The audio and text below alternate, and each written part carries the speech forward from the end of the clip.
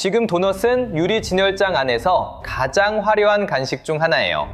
하지만 시간을 100여 년만 거슬러 올라가면 이 음식은 프랑스 전선의 비와 진흙 속에 놓여 있었습니다. 그곳에서 구세군의 여성 봉사자들, 이른바 도넛 라시는 제한된 시설에서 반죽을 튀기고 커피를 준비했습니다. 1919년 구세군 기록을 보면 도넛을 받은 병사들이 집과 어머니를 떠올렸다는 회고가 남아 있습니다. 전쟁이 끝난 뒤에도 이 이미지는 기념과 홍보 속에 남았습니다. 그리고 별개의 흐름에서 도넛은 자동기계와 유리 진열창, 도시의 매장을 만나 반복해서 팔 수 있는 상품으로 바뀌었죠. 전쟁터의 도넛은 어떻게 미국의 일상이 되었을까요? 1917년에서 1919년 사이에 제작된 사진 한 장에는 도넛이 담긴 대야를 든 구세군 여성 봉사자가 남아 있습니다. 1918년 전시 포스터에도 쟁반을 든 여성과 도넛을 든 병사가 함께 등장합니다. 물론 이 자료만으로 전선 전체의 상황을 설명할 수는 없습니다. 그래도 한 가지는 분명합니다. 도넛과 구세군 여성 봉사자의 결합은 후대에 만들어진 이미지가 아니라 전쟁 당시 이미 사진과 홍보물에 남아 있었죠. 이 여성 봉사자들은 훗날 도넛 라시라는 이름으로 기억됐습니다. 그러나 처음부터 상징을 만들려 했던 것은 아니었습니다. 1919년에 출간된 부세군 기록에는 프랑스 몽티에의 조리 과정이 꽤 자세하게 남아 있습니다.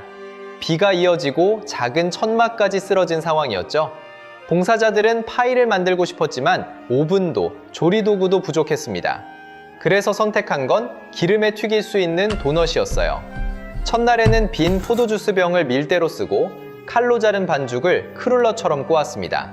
장작불을 피우고 한 번에 7개가 들어가는 작은 팬으로 150개를 만들었다고 기록돼 있습니다. 이튿날에는 300개를 만들면서 베이킹 파우더 통 윗부분을 바깥 원을 자르는 도구로 떠올렸습니다. 하지만 가운데 구멍을 낼 도구는 아직 찾지 못했습니다. 그 다음날 아침이 되자 커피 퍼컬레이터의 안쪽관을 중앙 커터로 활용했습니다. 이것은 도넛 구멍의 최초 발명 기록이 아닙니다. 제한된 환경에서 고리 형태를 만들어낸 몽키에의 특정 사례였죠. 전선에서도 구멍은 주변 도구를 이용해 만들어졌습니다. 그렇다면 구멍은 정말 한 선원의 단 한 번의 발명이었을까요? 그 질문에 앞서 도넛이 왜 음식 이상의 기억으로 남았는지부터 살펴보겠습니다. 도넛 라시가 제공한 것은 튀긴 반죽만이 아니었습니다. 같은 기록에는 커피를 준비하고 편지를 쓰는 일을 돕고 옷을 수선하며 병사들이 머물 공간을 운영한 활동도 함께 나옵니다. 그렇다고 도넛 한 개가 병사의 생명을 구했다고 말할 근거는 없습니다. 하지만 익숙한 음식과 뜨거운 음료, 편지와 대화가 한 곳에 모이면 잠시 평시의 생활을 떠올릴 수 있었습니다. 1919년 기록에는 한 봉사자의 회고가 남아 있습니다. 병사들이 도넛을 먹으며 집과 어머니 이야기를 꺼냈다는 내용이에요.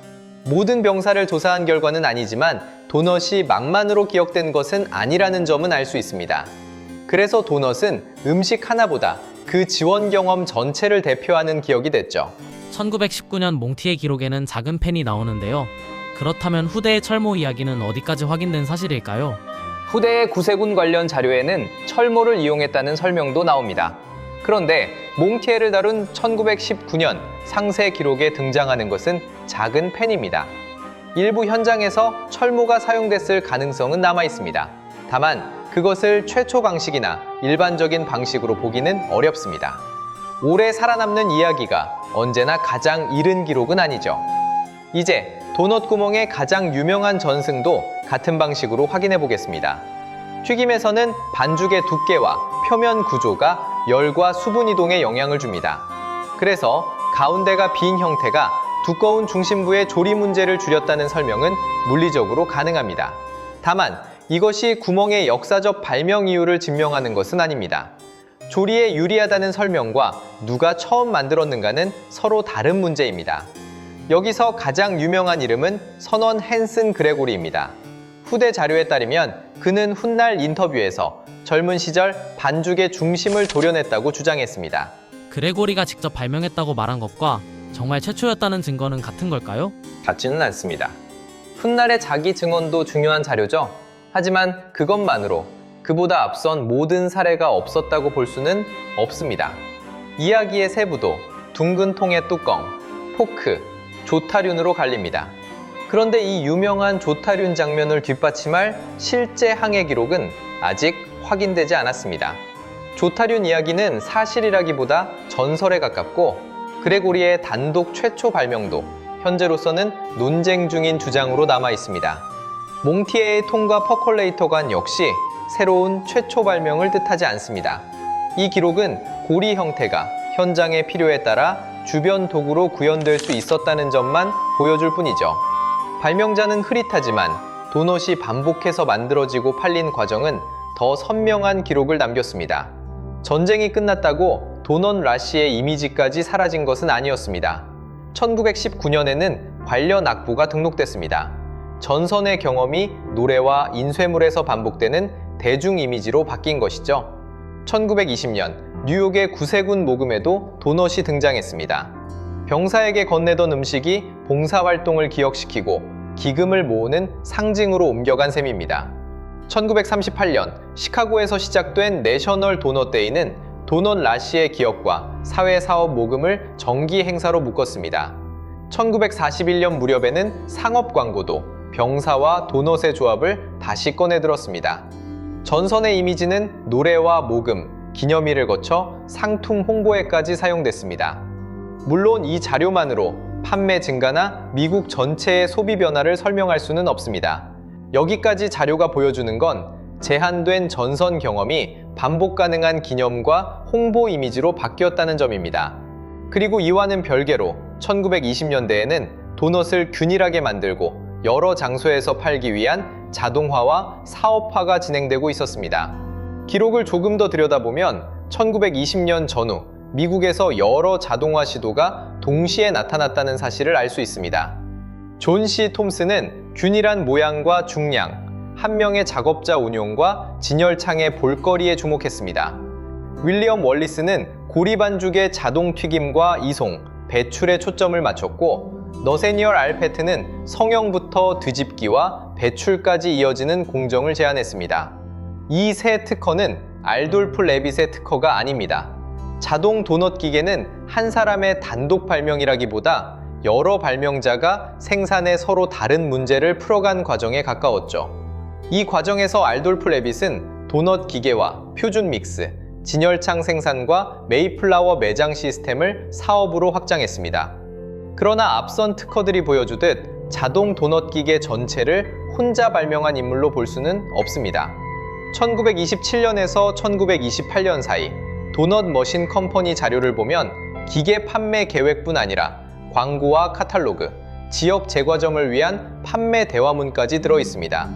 자동화가 기계 한 대에서 끝난 것이 아니라 판매 방식과 함께 제공된 셈이죠. 1931년 동시대 기사에는 유리 기계 안에서 도넛이 기름 위를 이동하고 경사로를 올라 바구니로 떨어지는 모습이 남아 있습니다. 창밖에서 그 과정을 지켜보던 사람들도 기록돼 있습니다. 실제 매출 효과까지는 알 수 없지만 제조 과정 자체가 볼거리와 광고가 된 점은 분명합니다. 그런데 기계가 더 많이 만든 것만으로 도넛이 미국의 일상이 됐다고 볼 수 있을까요?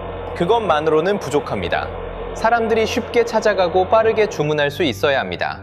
또 비슷한 경험을 여러 장소에서 다시 구매할 수 있어야 비로소 일상에 가까워지죠. 1938년 메이플라워 매장 기사에는 직원들이 도넛에 설탕과 시나몬, 꿀, 견과류, 초콜릿과 마시멜로 프로스팅을 더하는 모습이 나옵니다. 기계는 같은 형태를 반복해서 만들었고 토핑은 성택의 폭을 넓혔습니다. 표준화된 생산과 다양한 상품이 한 매장 안에서 만난 것이죠. 같은 기사에는 도넛 2개를 커피와 함께 제공한 사례도 나옵니다. 여러 점포와 기계, 전용 믹스의 판매, 진열창 밖에서 제조 과정을 구경한 군중도 함께 등장합니다. 물론 이 기록만으로 도넛과 커피가 처음 결합한 시점이나 미국 전체의 구매 빈도를 알 수는 없습니다. 다만 늦어도 1930년대 말에는 자동 생산과 토핑, 커피피 서비스와 여러 도시의 매장이 하나의 소비 환경으로 이어지고 있었습니다. 전선의 도넛은 특정한 사람이 특정한 순간에 건넨 위로였습니다. 도시 매장의 도넛은 기계와 표준 믹스로 반복 생산됐고 커피와 함께 빠르게 제공됐습니다.